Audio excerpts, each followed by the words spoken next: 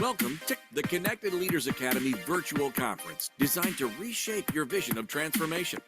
As we navigate the evolving business landscape, our speakers will unveil innovative strategies to manage and initiate change. Prepare to adapt, innovate, and lead, ensuring your role as a catalyst in this transformative era.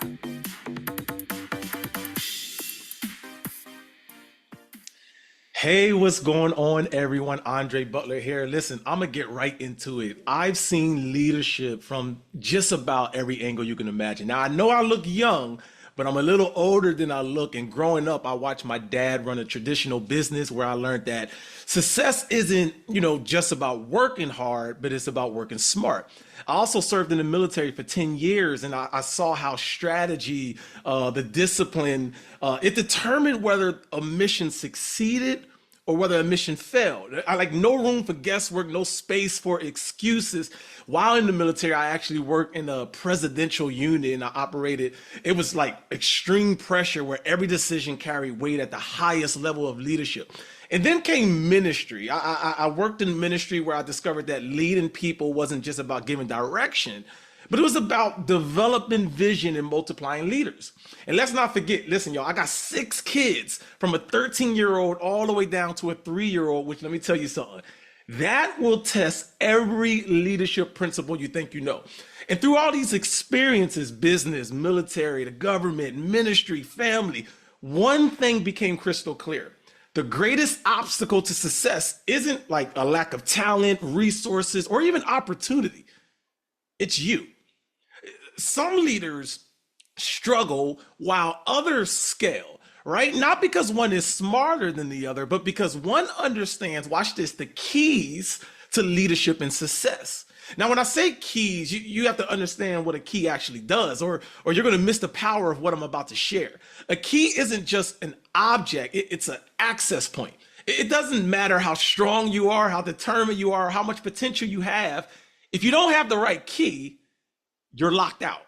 I mean, you can push, you can pull, you can kick the door all you want, but without the key, you're stuck outside.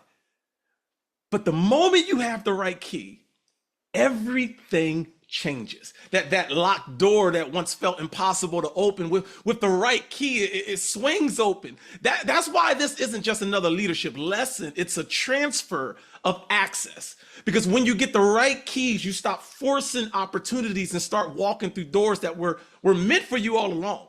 Here's the thing. Every great leader, every thriving business, every movement that changed the world was built by someone who had the right keys.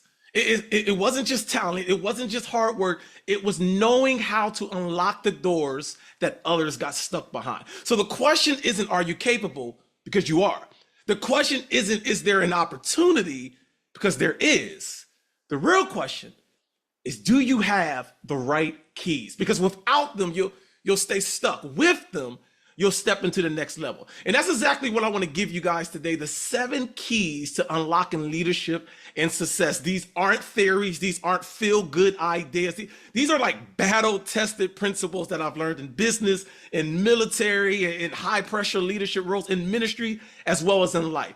When you apply these keys, things will start shifting. Doors that once felt locked will start opening. Momentum that once felt stalled will start building, and the leader you were meant to be will start emerging. So let's get into it. Key number 1, the strength of your strategy determines your success. Okay? In 2012, I was given one of the highest pressure assignments of my career. I had to plan the presidential inauguration for President Obama. Now imagine this. The entire world is watching. Every detail has to be perfect, and failure, like, nah, that's not an option. Security, logistics, timing, VIP movements, every piece of the puzzle had to fit seamlessly, because a mistake on this stage wouldn't just be noticed. I mean, this would be historic. The success of that event wasn't about hard work alone. It wasn't about talent or even experience. It came down to strategy. Without a clear executable plan, like, pressure will crush you instead of elevate you. In leadership, business, ministry, whatever leadership capacity, the people who rise to the top aren't always the most talented, right? They're the ones who think ahead. They build solid strategy and execute with precision. Here's the thing. You don't rise to the level of your potential. You fall to the level of your preparation. Whether you're leading a company, scaling a business, or launching a brand, your ability to win is determined long before the challenge arrives. The question isn't if pressure will come, it's if your strategy can handle it. So here's 3 keys to a strategic leadership capacity. Number 1, reverse engineer your success. Start with the end goal in mind and build like backwards. Too many leaders, they move without clarity. They hope things will fall in place. Well, listen, hope is not a strategy. Where do you want to go? What are the necessary steps to get you there? Here's the second one. Control what you can, prepare for what you can't. No matter how strong your plan is, uncertainty is unfortunately guaranteed. Your great leaders, they build strategies that are flexible but focused. When things go wrong, and trust me, y'all, they will, the ability to adapt without losing momentum is what separates winners from those who collapse under pressure. And here's the third one. Execute relentlessly. A strategy means nothing if you don't follow through. Some people spend all their time planning, but they never take action. The best leaders create a roadmap and commit to execution. They adjust along the way, but they never lose focus on the mission. If you want sustainable success, you need sustainable strategy. Talent will get you noticed, but strategy will keep you winning. Here's key number 2. The clarity of your vision defines your influence.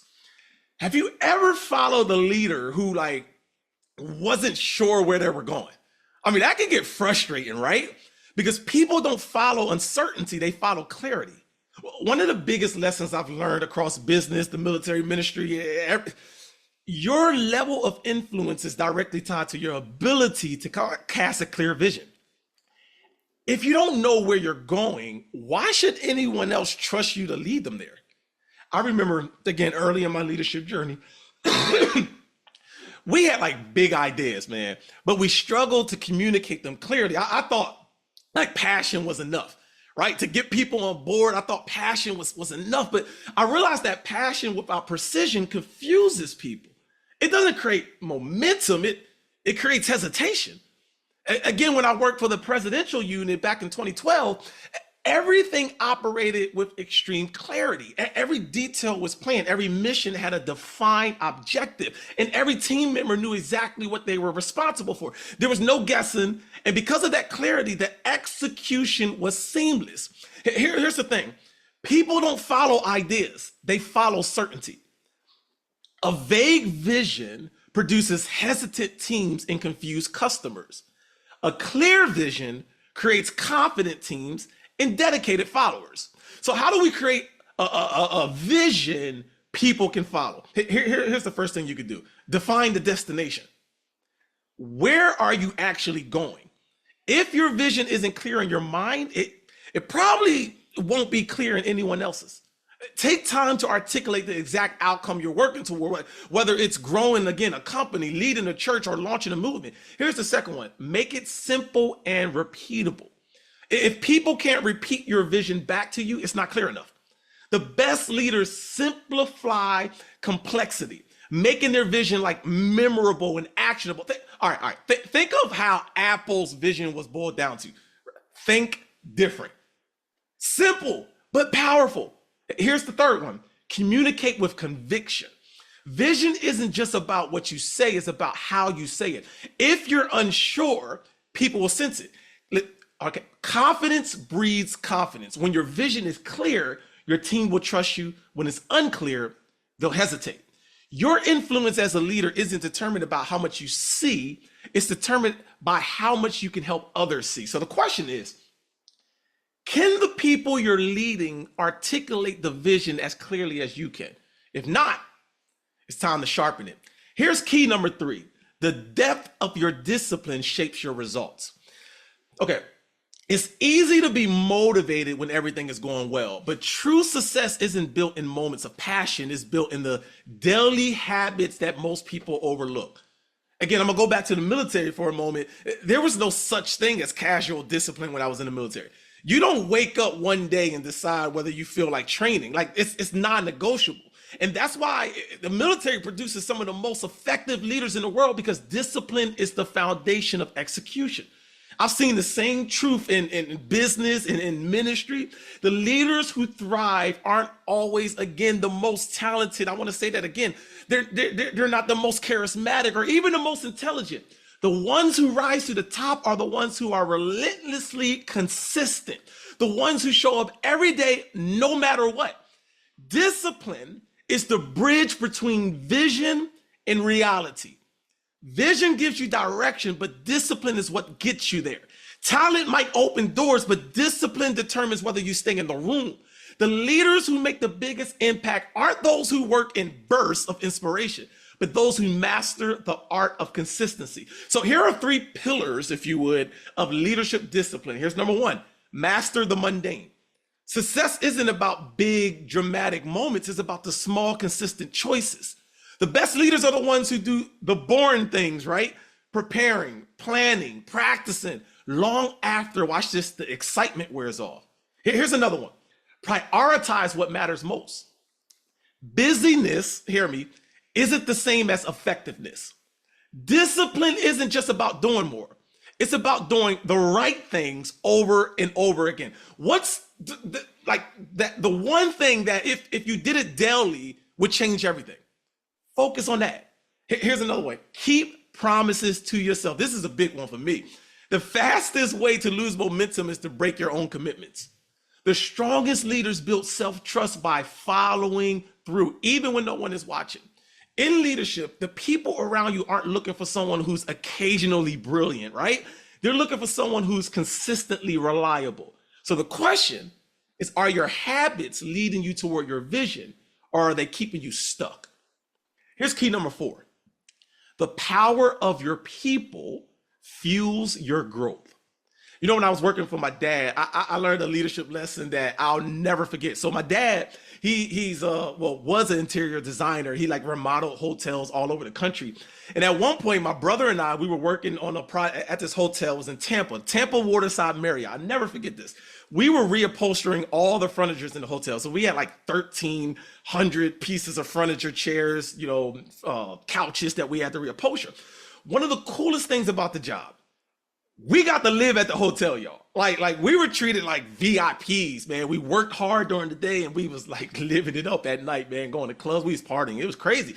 We had access to the kitchen with chefs. It was what I thought was the good life. Now, at first, everything was running smoothly. We were on a schedule, getting things done, making progress. But what I didn't realize was that the people we were associating with at night were actually affecting what was happening in the day. Slowly, our momentum started to slip. We started waking up later. We weren't reupholstering as many chairs as before, but worse than the loss of productivity was the shift in our mindset. See, we became comfortable with being mediocre. Well, that is until my dad fired us. Can y'all believe my father fired us? But here's the thing. I'll never forget what he told me that day. He said, where you go and who you allow into your world will eventually shape your world. You don't rise to your attentions, you fall to your environment. He taught me that day that who I hang around doesn't just affect my money, it affects my mindset, my motivation, and my momentum. Your circle determines your ceiling. Who you surround yourself with will either fuel your growth or stunt your success. If you're constantly around people who tolerate average, you'll start lowering your own expectations. You'll start lowering your own standards without even realizing it. But when you surround yourself with high-level leaders, your mindset, habits, and execution naturally elevates. So here's 3 leadership principles, 3 leadership lessons, if you would, about people and growth. Number 1, your environment always wins. No matter how strong your ambition is, listen, y'all, your environment will always have the final say. Surround yourself with people who challenge you, not people who make, watch this, excuses for you. Here's another one. Association determines acceleration, okay? If you want to grow, you need to be around people who stretch you. If you're the smartest or the most disciplined person in your circle, you're in the wrong circle. And here's another one. Multiply yourself through others. This is huge. Leadership isn't just about doing the work, it's about building people who carry the vision with you. If you don't develop others, you'll always be limited to what you can personally accomplish. Here's the bottom line: who you walk with will determine how far you go. Key number 5: the weight of your words creates your culture. The weight of your words creates your culture. This is a big one. One of the most overlooked leadership principles is that your words don't just communicate, they create. Business, leading a ministry, leading a movement, your words are shaping the culture around you every single day. What you say and how you say it determines what people believe, how they act, how much they're willing to invest in your vision. When I was in the military, it was a little different. Communication was direct. It was clear, concise. There was like no fluff. It worked too because of the culture. Like if you hesitated, if you sugarcoated things, people could get hurt or worse, right? Authority was positional and obedience was expected. But when I transitioned into ministry, it was a little different. Well, I carried the same approach into a different environment and it actually backfired. I was still leading, I was still giving direction, still trying to build something great, but my words weren't building people, they were breaking them. And what I learned very quickly is that positional leadership will only take you so far. You can get people to comply through authority, but you can only get them to commit through culture. And culture is created through language. I had to learn that how I said things mattered just as much as what I said. In ministry and in any kind of leadership role, honestly, you can't just demand results. You have to develop people. And that means your words have to build, not just command. Culture is created through language. Here's one: the language of honor. People don't just follow vision, they follow leaders who value them. The way you speak to them, your staff, your organization, it sets the tone for the level of commitment they'll give. If your words inspire, people rise. If your words diminish, people shrink. The language of expectation. What you consistently say becomes what people expect. If you can constantly speak problems, your team is going to operate from a place of fear. If you speak possibility, they'll operate from a place of faith and innovation. And then there's the language of ownership. Leaders who create the strongest culture use words that empower, not just instruct. Instead of do this because I said so, great leaders say, here's why this matters, and here's how you can take ownership of it. That shift transformed a culture from, watch this, compliance to commitment. Here's the lesson. Your words are shaping the atmosphere. You can't demand loyalty. You have to create an environment where people want to say. You can't command excellence. You have to communicate vision in a way that inspires people to give their best. You can't just lead from position. You have to lead from relationship. Let's move on. Key number 6, the boldness of your action drives your revenue. One of the biggest difference between leaders who struggle and leaders who scale, again, y'all, it isn't intelligence. It isn't talent. It's not even resources. It's boldness. Success doesn't come to those who play it safe. It comes to those who move when others hesitate. When you take calculated risks when others retreat. I've seen this time and time again. In business, in ministry, and even in my own life, every breakthrough I've experienced came on the other side of a bold decision. And let me be clear, because I'm not talking about reckless risk-taking. I'm talking about calculated, faith-filled action. The kind of moves that make you like nervous, but you know it's necessary. The kind of moments where you're playing it safe is actually the bigger risk, right? Fear delays growth. Boldness unlocks it. One of the biggest reasons businesses, ministries, and leaders don't hit their next level is because of hesitation. Leaders, they hesitate to make big decisions because they're afraid of failure. Entrepreneurs, they hesitate to invest in growth because they're scared of losing money.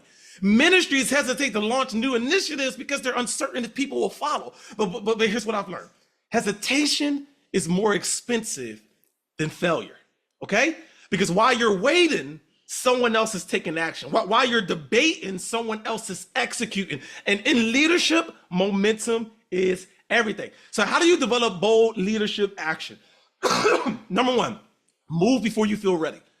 There'll never be a moment where everything is perfect.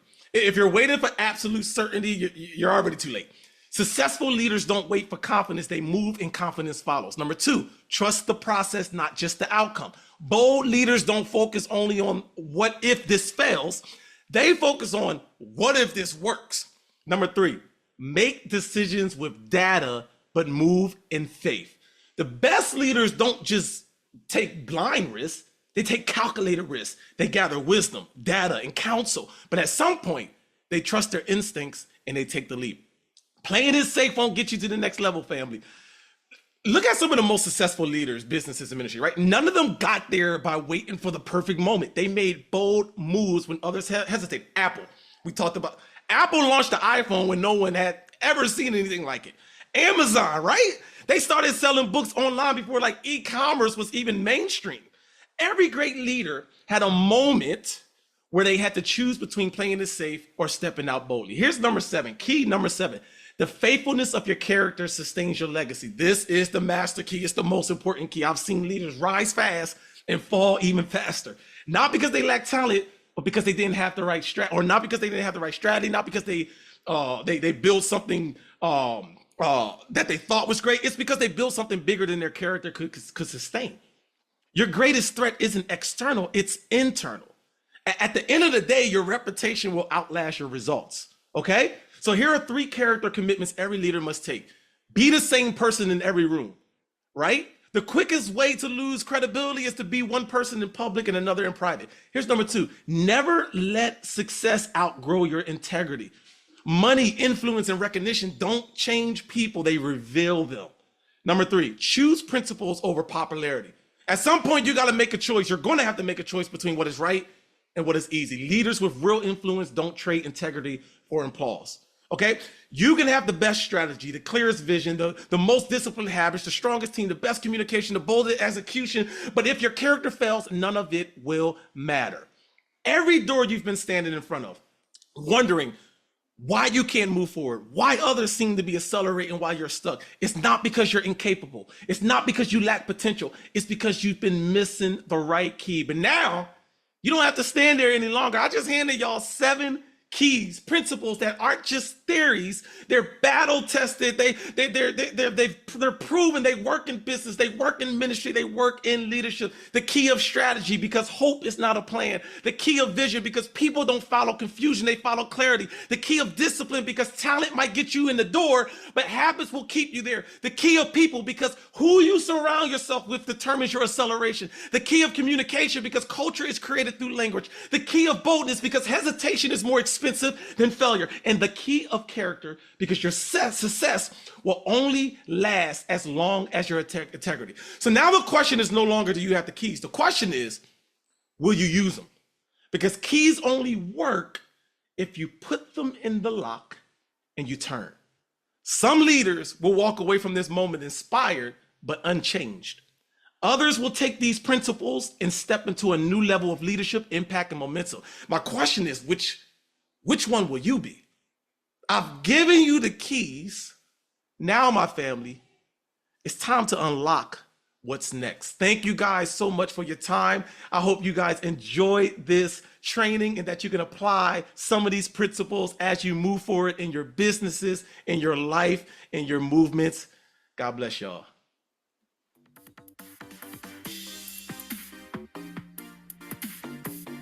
Thank you for participating in today's enlightening session. As we transition to our next expert, remember that each strategy and insight is a step toward becoming a transformative leader in your field. Visit connectedleadersacademy.com to stay engaged and informed. The journey of change is ongoing. Let's move forward together.